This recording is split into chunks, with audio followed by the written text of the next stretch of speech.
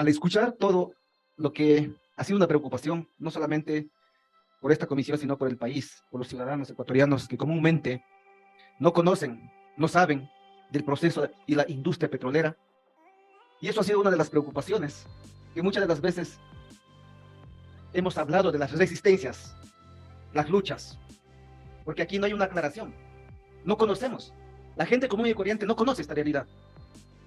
Hoy hemos escuchado no solamente a los dos expertos, sino también a otros expertos, justamente de este tema de migración de contratos, en el cual ha sido una preocupación como que se alzó, el por qué tienen que cambiar de un contrato de prestación de servicio a un contrato de prestación de esta migración. Entonces, ahí genera preocupaciones. Y a nosotros decimos, también genera preocupaciones. ¿Por qué se han preocupado?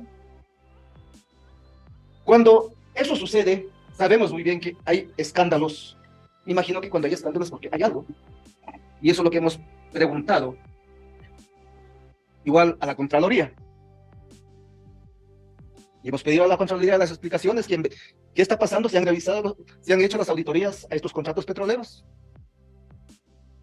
Nos han manifestado que sí han hecho las auditorías a estos contratos petroleros y hay, desgraciadamente en este tema, hay responsabilidades administrativas, civiles, penales, pero hasta aquí no ha sido ejecutado ninguno de ellos. Esa es la preocupación.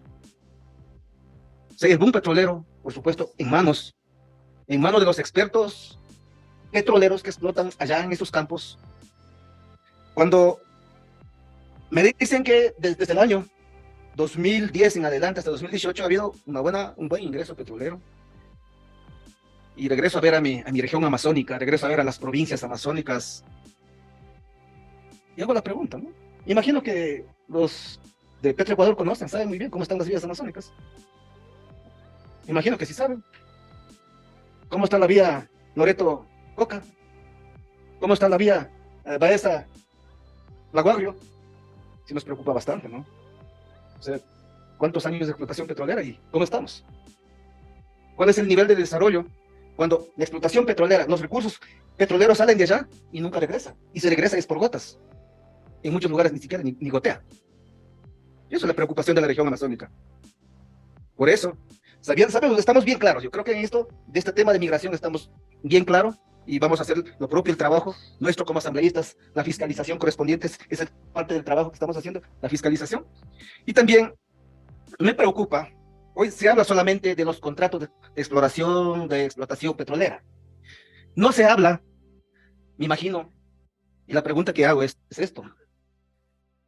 La comercialización. ¿Qué pasa con la comercialización? ¿El Estado hace directamente la comercialización mediante sus propias empresas o también hace contratos con otras empresas?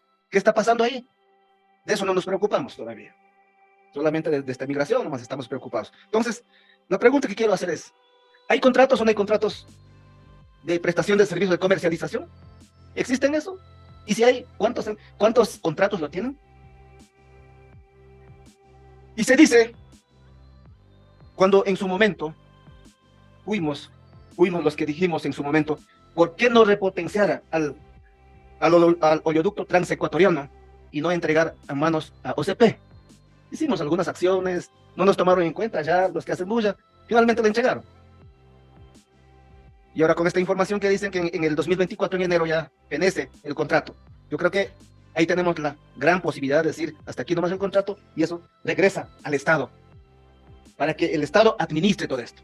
¿Sí? Yo creo que deberíamos ya todos, a partir de hoy, ya empezar a presionar, para que ningún contrato, si la información que nos proporcionan, el doctor Tandazo me dice, y confío en eso, que Petroecuador es una empresa eficiente y tiene una garantía del 100%.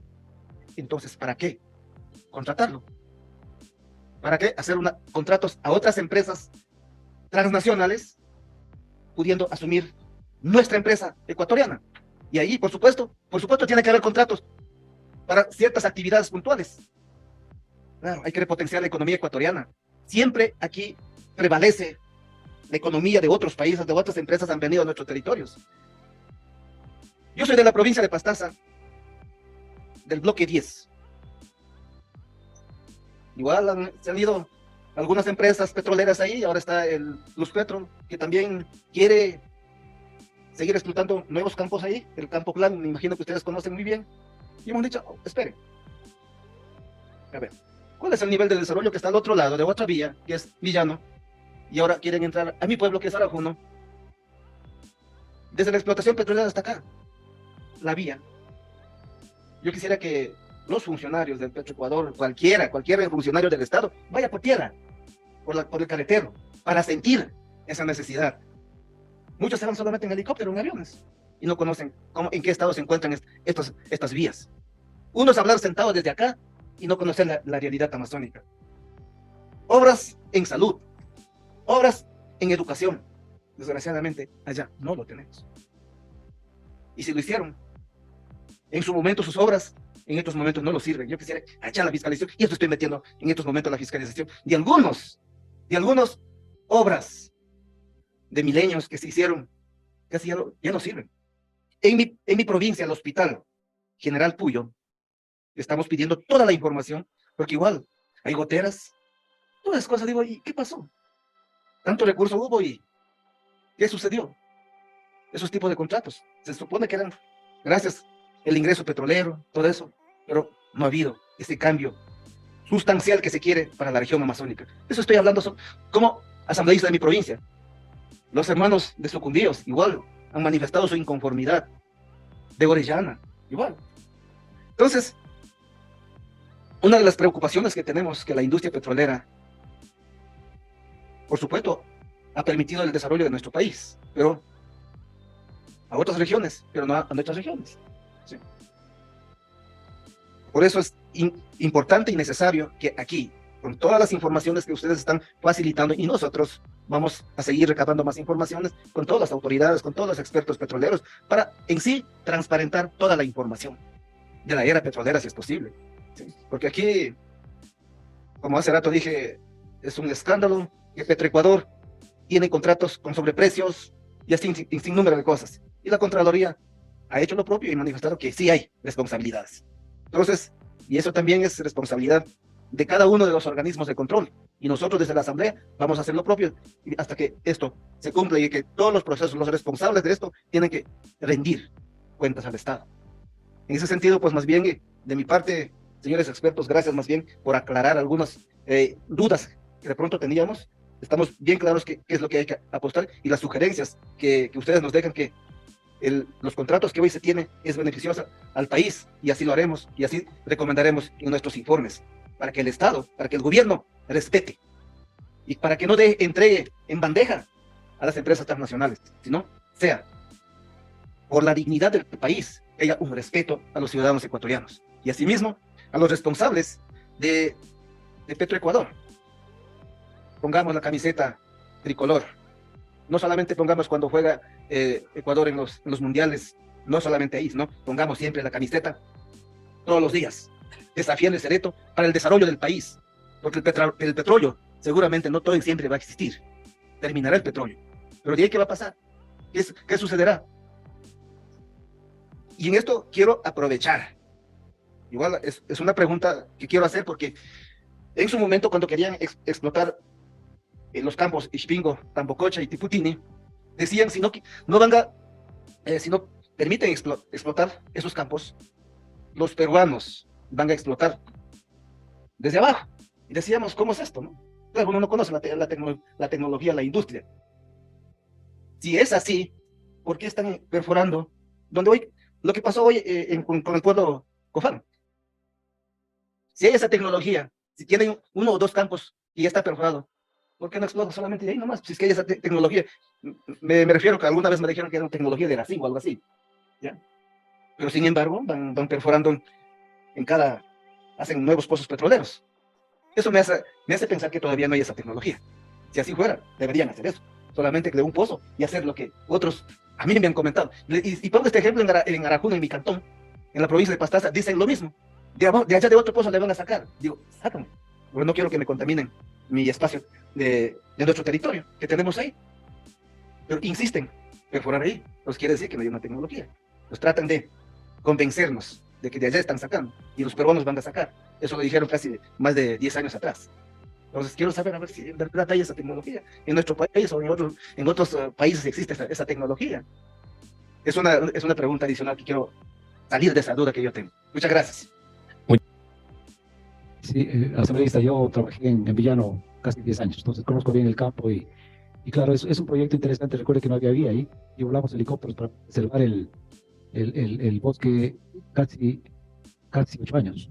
Hasta que por la vía, obviamente la vía de desarrollo, yo entiendo, pero eso fue hecho por la compañía Eni, hasta yo trabajé ya en la última época, pero sí, y lo que usted dice ahí, obviamente, por ejemplo, Oglan es un gran proyecto, es un campo bueno.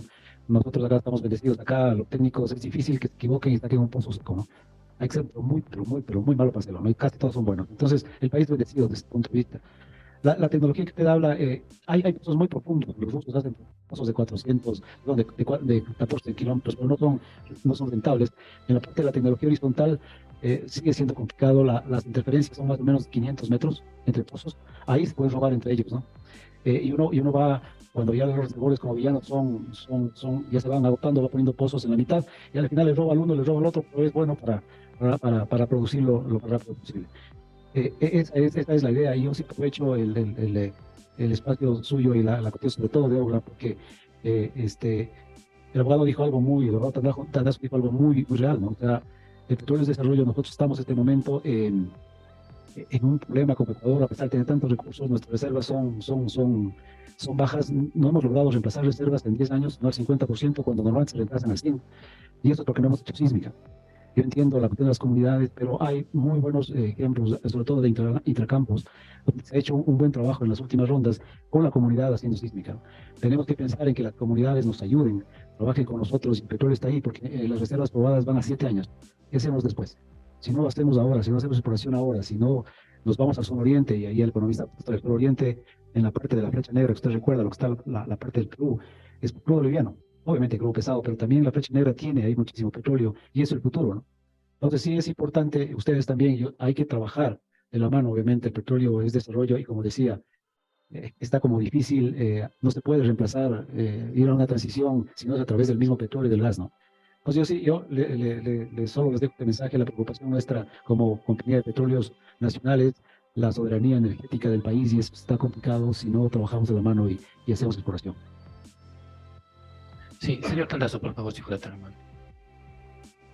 Complementando lo que dice el ingeniero Correa, para efectos de entenderlo, la tecnología ha caminado tanto en los últimos 30 años, que antes se hacía una plataforma de producción enorme para un solo pozo, pero ahora desde una plataforma mucho más pequeña se realizan, se facilitan muchos pozos a través de la perforación horizontal, de tal manera que eso provoca un menor daño a la biodiversidad. Es una tecnología que está prácticamente de moda y en la cual Petroecuador tiene los mejores estándares, porque Petroecuador trabaja con tecnología 14001, que eso es lo que la gente no entiende. O sea, no es que Petroecuador es una empresita cualquiera. Ese es un tema muy importante para tomar en cuenta en términos de que hoy se hacen las cosas de manera diferente. Hoy se entierra la tubería. Antes no se enterraba la tubería, entonces era más fácil que se produzcan derrames y una cantidad de cosas. Hoy hay una mejor preocupación por el ambiente. Y allí es lo importante, que hay que entender que tenemos una empresa estatal que está dispuesta a sacar las cosas adelante, y hay que proteger al técnico petrolero para que no se deje manipular por el poder político. Porque ese es el problema que tiene la empresa. La empresa tiene técnicos de primer nivel que incluso salen a las mejores empresas del mundo a trabajar. Y tienen que hacerlo porque aquí no hay opciones. Pero solamente que quede boteando un temita, para que quede en la mente de ustedes. ¿Qué debería hacer un gobierno? Fortalecer a Petroecuador. Primero, miren lo que hicieron. En vez de mantener las filiales, que era importante mantenerlas para que crezcan independientemente, porque Petroecuador debería ser una empresa en expansión, no en contracción. Entonces fueron quitando todo y después le fusionaron a Petroecuador con Petroecuador. O sea, mañana entregan los campos, hay una lista de campos que nos iban a sacar. Entregan los campos y van a decir: señor, solamente nos quedamos a la gerente general y la secretaria. Y se acabó, todo está en manos extranjeras. Entonces Petroecuador tiene todas las opciones, pero ahí viene el tema. Hay que favorecer la contratación nacional, porque hay que entender el 338 de la Constitución y el ahorro interno. De esto habla Mirra, el economista sueco. Si no tenemos ahorro interno, no sale el Ecuador de su desarrollo. Entonces no es lo mismo no es lo mismo que la cervecería esté a cargo de la cerveza Pilsen y las utilidades se vayan a Colombia, que estén en manos ecuatorianas. sea, tenemos que facilitar y proteger al contratista ecuatoriano. Pero cuando aparecen empresas que absorben toda la contratación de servicios específicos que está de moda, entonces a las pequeñas empresas ecuatorianas les cortan las posibilidades de que se desarrollen. Estamos 51 años ya con la industria petrolera de este nuevo periodo. Deberíamos tener por lo menos unas 5 operadoras nacionales, pero le ponen palos en la rueda a las operadoras nacionales, porque siempre todo tiene que ser con empresas de afuera, que además inflan los costos porque contratan con empresas relacionadas. Entonces solamente le ven la cara a Petroecuador cuando dicen, pero mire el costo de las torres de perforación de Petroecuador, pero miren cuánto contratan las torres de perforación las empresas extranjeras, mucho más alto, porque muchas son contratistas relacionadas con la misma empresa, son familiares y etc. cosas. Entonces hay que fortalecer eso, hay que fortalecer a la empresa es como el hijo de una familia, y Petroecuador ha sido una de las mejores empresas que ha tenido el Ecuador desde su nacimiento, no le ha fallado al Ecuador, lo que le ha fallado son los políticos que a veces han llegado con el ánimo de enriquecerse. Sí, imagínense esto, y con esto termino, no les voy a quitar más tiempo. Si Petroecuador siguiera con sus temas y no necesitara migrar contratos, volver a contratar y esto y lo otro, Petroecuador tendría que robustecerse, tiene personal técnico. Lo único que necesitamos es que finanzas, como dice la misma ley, no se lleve toda la plata, sino que le permita reinvertir a Petroecuador para que siga desarrollando. No nos podemos comer las reservas petroleras, que cada día nos estamos comiendo de la alacena lo que tenemos. Tenemos que seguir descubriendo reservas. Y entonces eso es importante hacerlo, porque el petróleo no está para irse mañana. Y allí es importante, alguna vez ojalá hubiera la oportunidad de exponer el balance energético del Ecuador, porque la gente no lo entiende. La gente cree que salirse el petróleo es nada más chasquear los dedos. El 87% de la energía del Ecuador depende de la energía fósil. ¿Y dónde se genera la contaminación? No se genera en el Ispingo, pues. No se genera en el Tiputí, ni en el Tambococha, ni por allá. Se genera cuando cada uno de ustedes prende un carro o prende una industria. Entonces, cuando dicen esta fábula, tenemos que parar la explotación del Yasuní para no contaminar el planeta. En este momento, la persona que en Piñas, en el cantón Piñas, está prendiendo un carro, está contaminando el planeta. Y el que está prendiendo en Santa Rosa y en Juján y en cualquier parte está contaminando, porque la contaminación viene del uso de los combustibles. Entonces, no nos dejemos tomar del pelo y darles un pequeño consejo y recomendación. Mucho se puede hablar. Hablar del arbitraje para que lo entiendan a fondo cómo funciona, para que entiendan esa podredumbre que es. Y otros temas que tienen que ser desarrollados como el balance energético para que entendamos por qué es que tenemos que trabajar con el balance. Es como que tengamos un paciente, un médico, y directamente le quiera suministrar medicamentos sin tener tomografías, radiografías y etc. ¿Cuál es el estado del Ecuador en materia de energía? Y en base a eso decir a dónde vamos. Porque pongamos un ejemplo así que se me ocurre decirlo este rato. El gobierno sale con la vía de 4 carriles Quito-Guayaquil. Cuando uno ve el balance energético, el 50% de la energía que se consume, el 50% de la energía que se utiliza en transporte terrestre se lleva la carga pesada. Y el 20 y pico por ciento se lleva la carga liviana, por lo tanto, más o menos el 72% de energía que se consume en transporte terrestre se lleva la carga. ¿Qué necesitamos en Ecuador? Trenes, ferrocarriles, no la autopista Quito-Guayaquil. Eso necesitamos para aliviar la carga y no depender tanto del combustible fósil. Hay que pensar con el balance encima, pues. Pero ¿qué es lo que hacen los gobiernos? No me refiero a ninguno en particular. Si Petroecuador lo fortalecemos y sigue y cada día coge más responsabilidades y se le dan los recursos para que siga y genere más ingresos al Estado. No hay comisiones, señores. Entonces hay que generar la oportunidad de entregar campos, de contratar no sé qué cosa en la refinería, de hacerlo de kilo de más acá, porque de ahí gotea. Entonces tienen que atacar a la empresa y decir que es una empresa ineficiente y etc. cosas desde las mismas autoridades para de esa manera justificar el despojo del patrimonio del Ecuador. Entonces hay que fortalecer a Petroecuador. Tenemos técnicos, 50 años de industria petrolera, tenemos de lo mejor en el Ecuador. Muchas gracias, perdón de creer